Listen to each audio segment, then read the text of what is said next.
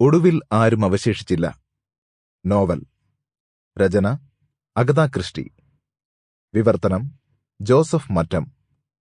ശബ്ദം നൽകുന്നത് Rajesh K Puthumana. Production copyright Storytel and DC Books 2021, a DC Books production. അധ്യായം 1. തീവണ്ടിയുടെ 1-ാം class കമ്പാർട്ട്മെന്റിൽ times പത്രത്തിലൂടെ കണ്ണോടിച്ചുകൊണ്ടിരിക്കുകയായിരുന്നു justice വാർഗ്രേവ്. നോക്കുന്നിടത്തെല്ലാം രാഷ്ട്രീയ വാർത്തകൾ. മടുത്തിട്ടെന്നോണം അദ്ദേഹം പത്രം മടക്കി. പിന്നെ പുറത്തേക്ക് വെറുതെ നോക്കിയിരുന്നു. ചുണ്ടിൽ എരിയുന്ന ചുരുട്ട്. സോമർസെറ്റിലൂടെയാണ് വണ്ടി കടന്നുപോകുന്നതെന്ന് അദ്ദേഹത്തിന് മനസ്സിലായി. അദ്ദേഹം വാച്ചിൽ നോക്കി. ഇനി 2 മണിക്കൂർ കൂടി യാത്ര ചെയ്യണം. ഇന്ത്യൻ ദ്വീപിനെക്കുറിച്ചു വന്ന പത്രവാർത്തകളെപ്പറ്റിയായി അദ്ദേഹത്തിന്റെ ആലോചന. വഞ്ചിതുഴയലിൽ തൽപരനായിരുന്ന ഒരു അമേരിക്കൻ കോടീശ്വരൻ ആ ദ്വീപ് വാങ്ങിയെന്നും അവിടെ എല്ലാ ആധുനിക സൗകര്യങ്ങളുമുള്ള ഒരു ബംഗ്ലാവ് പണി കഴിപ്പിച്ചെന്നും, നിർഭാഗ്യമെന്ന് പറയട്ടെ, അയാളുടെ 3ാമത്തെ ഭാര്യയ്ക്ക് വഞ്ചിതുഴയലിൽ ഒട്ടും ഭ്രമമില്ലാതിരുന്നതിനാൽ ഒടുവിൽ ആ ദ്വീപും വീടും വിൽക്കേണ്ടി വന്നെന്നും മറ്റും കേട്ടിരുന്നു. പിന്നീട് പലതവണ പത്രങ്ങളിൽ ആകർഷകമായ വിൽപ്പാനുണ്ട് പരസ്യങ്ങൾ വന്നിരുന്നു. ഒടുവിൽ കേട്ടു ഓവൻ എന്നൊരാൾ അത് വാങ്ങിയെന്ന്. തുടർന്നു പത്രക്കാർ അഭ്യൂഹങ്ങൾ എഴുതി തുടങ്ങി. ഹോളിവുഡ് സിനിമാ താരം മിസ് ഗബ്രിയേൽ ടേൾ ആണത്രേ ആ ദ്വീപ് വാങ്ങിയത്. അവൾക്ക് ആരാധകരുടെ ശല്യമില്ലാതെ ഒഴിവുകാലം കഴിച്ചുകൂട്ടാൻ ഒരു സ്വകാര്യ താവളം വേണം.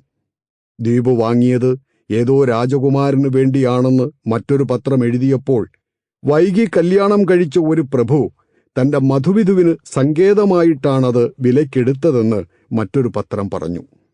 നാവികസേനയുടെ ഏതോ രഹസ്യ പരീക്ഷണങ്ങൾ നടത്താൻ വേണ്ടിയാണത് വിൽക്കപ്പെട്ടതെന്ന് വേറൊരു ലേഖകൻ തട്ടിവിട്ടു. ഏതായാലും കുറച്ചുനാൾ കൊണ്ട് ഇന്ത്യൻ ദ്വീപ് വാർത്താ പ്രാധാന്യമുള്ള സ്ഥലമായി മാറി.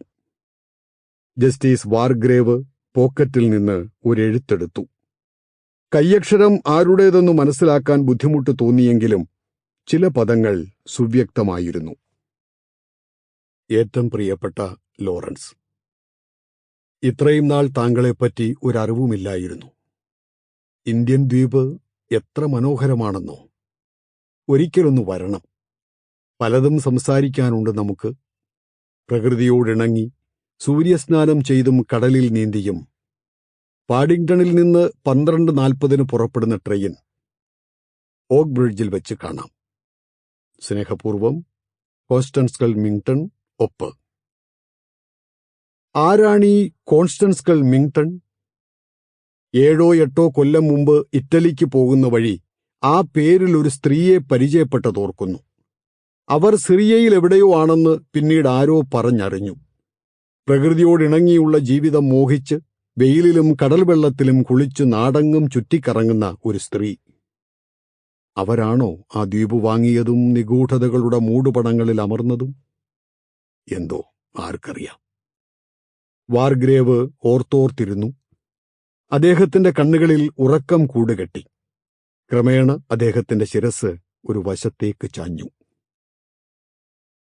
വേരാക്ലേത്തോൺ സീറ്റിൽ പിറകോട്ട് ചാരി നടുവ് നിവർക്കുകയും അല്പനേരം കണ്ണടച്ചിരിക്കുകയും ചെയ്തു. എന്തൊരു ചൂട് ഈ വണ്ടിയിൽ! ഇപ്പോൾ കടലിൽ ചാടി കുളിക്കാൻ എന്ത് സുഖമായിരിക്കും! ഭാഗ്യം തന്നെ. ഒഴിവുകാലം എങ്ങനെ ചെലവഴിക്കണമെന്നാലോചിച്ചപ്പോഴേക്കും അതിന് ഉതകുംപടി തൽക്കാലത്തേക്ക് ഒരു സെക്രട്ടറി ജോലിയും തരപ്പെട്ടിരിക്കുന്നു. എല്ലാം കൂടി ഇങ്ങനെ ഒരിക്കലും ഒത്തുവരാറില്ല. സ്റ്റിക്കിൾ ഹാവനിൽ നിന്ന് അയച്ചു കിട്ടിയ കത്ത് അവൾ എടുത്തു. സ്കിൽഡ് വിമൻസ് ഏജൻസിയാണ് ഈ ജോലിക്ക് നിങ്ങളെ നിർദ്ദേശിച്ചത്. അവർക്ക് നിങ്ങളെ അടുത്തറിയാമെന്ന് തോന്നുന്നു. നിങ്ങൾ ആവശ്യപ്പെടുന്ന ശമ്പളം തരാൻ സന്തോഷമേ ഉള്ളൂ. ഓഗസ്റ്റ് 8 ജോലിക്കെത്തണം. പാഡിംഗ്ടണിൽ നിന്ന് 12:40 പുറപ്പെടുന്ന വണ്ടിയിൽ വരിക. ഓക്ക് ബ്രിഡ്ജിൽ ആള് കാണും. വഴിച്ചെലവിന് 5 പവൻ ഉള്ളടക്കം ചെയ്യുന്നു എന്ന് നാൻസി ഓവൻ. ഇന്ത്യൻ ദ്വീപ്. ആ ദ്വീപിനെക്കുറിച്ച് ഈയിടെയായി എന്നുമുണ്ട് പത്രവാർത്തകൾ. എല്ലാം ഊഹാപോഹങ്ങൾ മാത്രം. ശരിയേത് തെറ്റേത് എന്നാർക്കറിയാം. ഒരു കോടീശ്വരൻ നിർമ്മിച്ചതാണത്രേ അവിടുത്തെ ആ മന്ദിരം. മറ്റെങ്ങും കിട്ടാത്ത Sample complete. Ready to continue?